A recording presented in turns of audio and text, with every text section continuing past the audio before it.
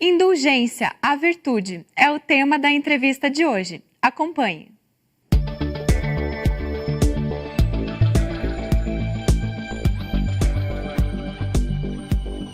Olá, que bom que você está conosco.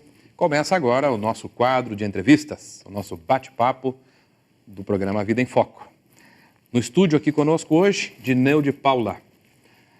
Se você quer saber um pouquinho mais sobre Dineu, acesse o nosso site avidaemfoco.com.br, no menu da direita, sobre o programa, e ali você vai saber, né? Dineu na sua atividade profissional, na sua atividade dentro, naturalmente, do movimento espírita, dos seus trabalhos, da sua atuação. Ele que já é, né, participante do programa, costuma fazer o quadro Espiritismo Esclarece, com respostas muito lúcidas, concisas, objetivas, simples e profundas. Dineu, uma alegria ter você aqui conosco hoje. A alegria é minha, Márcio. Muito obrigado por ter participado, por ter vindo.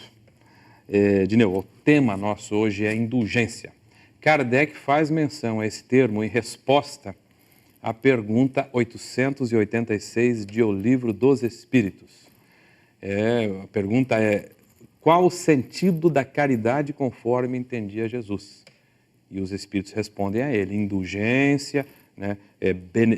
Beneficência, é isso? Benevolência? Benevolência e perdão. Indulgência, benevolência e perdão. Eu sempre tive dificuldade para entender esse tema da indulgência. Eu sei que há algum tempo você fez aí um artigo para uma revista de circulação, né, entre os espíritas, que é a revista Reformador. Perfeito. Da Federação Espírita Brasileira. Então, Dineu, sem mais delongas, o que é indulgência? Enfim, bom, a indulgência, ela se refere à reflexão, ao processo de como o homem processa em seu íntimo as impressões que ele tem a respeito, em particular, das fissuras íntimas e das falhas dos seus semelhantes. Então, seria no processo de reflexão. E segundo essa virtude, ao refletir a respeito do que, em princípio, parece errado no semelhante, essa reflexão ela deve ter uma certa suavidade, uma certa doçura. Implica tentar identificar o bem que existe no outro, valorizar o bem em detrimento do que parece o mal.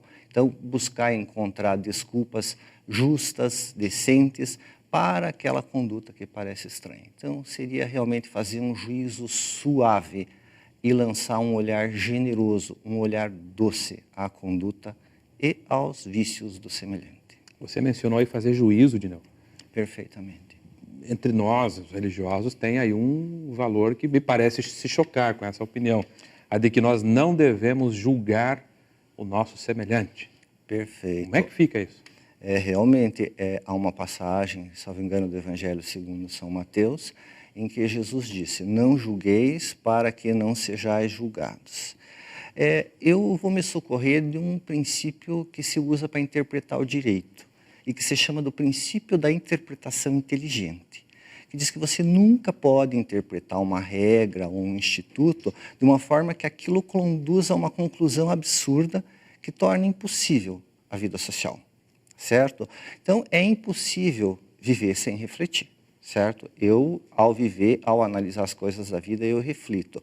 Então, quer parecer que esse não julgueis não é em sentido absoluto, mas apenas no sentido de não julgar com severidade, tá?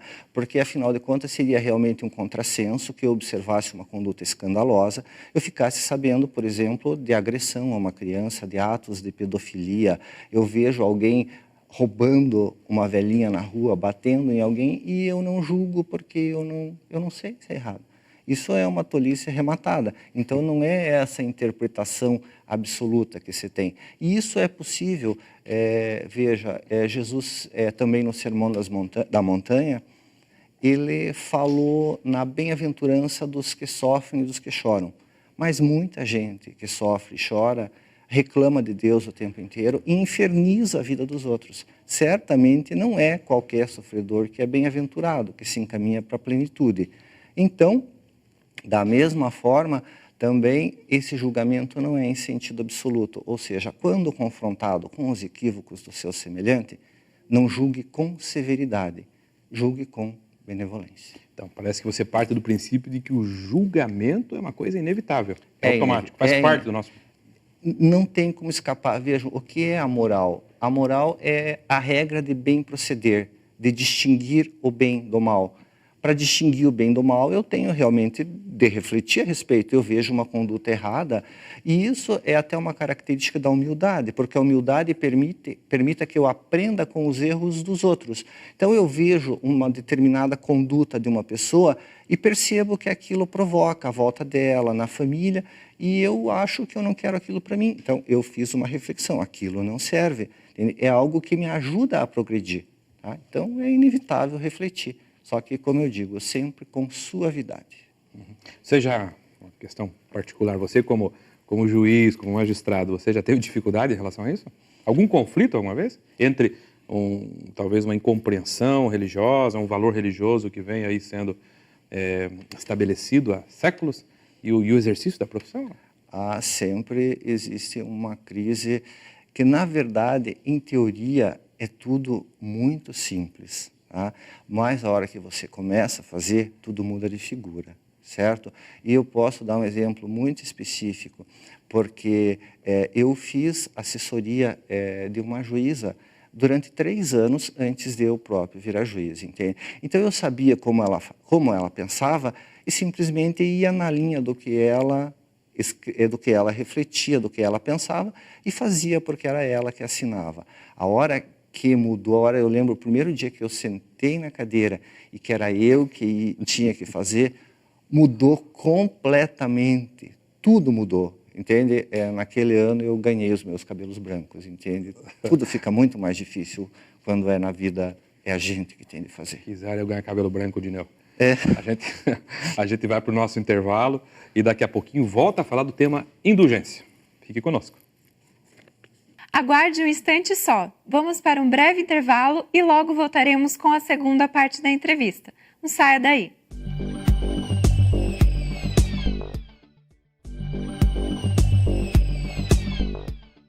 Retornamos com a segunda parte da entrevista de hoje com o tema Indulgência, a virtude. Que bom que estamos de volta, intervalo rápido, Dineu. E agora para falar da indulgência propriamente dita na prática. A indulgência, na sua opinião, tem alguma consequência prática? Faz alguma diferença adotar esse hábito? Você considera também que é uma virtude a indulgência? É uma virtude extremamente preciosa e difícil de adquirir, né? Porque é um vício milenar esse de criticar o semelhante, né? Isso com certeza. Agora, eu acredito firmemente que desenvolver o hábito da indulgência é algo que pode mudar o ritmo e a característica do próprio processo evolutivo num sentido muito amplo. Podemos recordar que Jesus, ele afirmou que o homem seria medido com a mesma medida que aplicasse aos outros. O Espiritismo, ele fornece uma chave, uma senha, que permite uma interpretação muito interessante dessa passagem evangélica.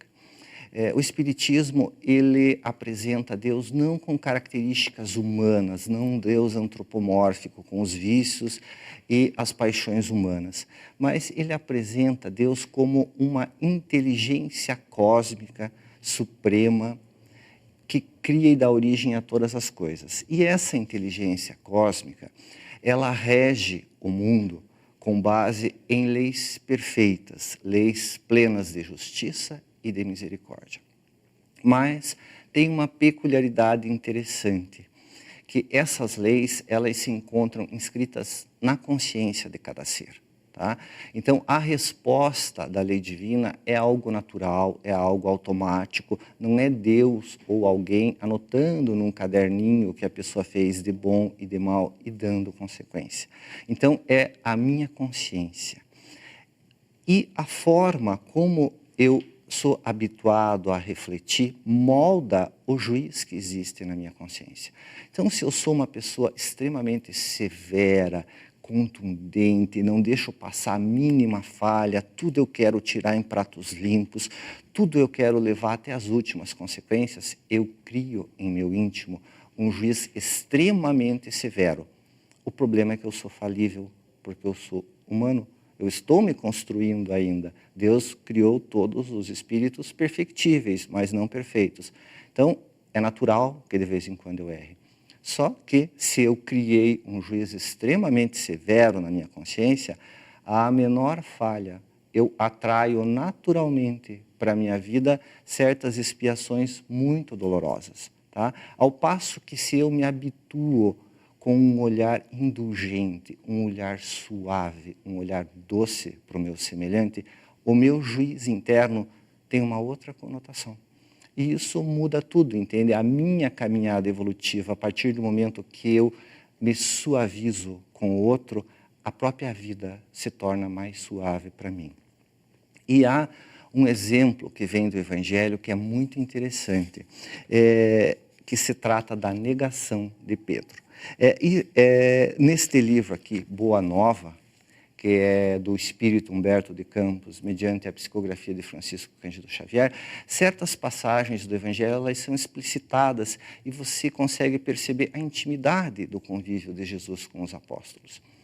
E pela narrativa é possível perceber que Simão Pedro ele tinha um coração muito grande, uma profunda dedicação ao Cristo, só que ele era severo, especialmente com os que ele considerava decaídos.